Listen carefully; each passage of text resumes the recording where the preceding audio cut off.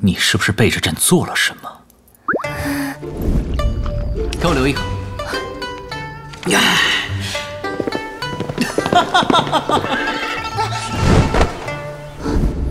哪有？我能背着你做什么呀？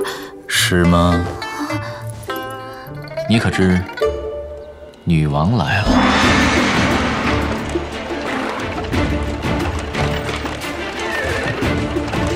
俗是朕的随身之物，朕可以与王女定个条款。塔塔尔王第一次来中原，他在京这段日子，你就负责招待他，顺便观察他此番入京到底有什么意图。嘎嘎。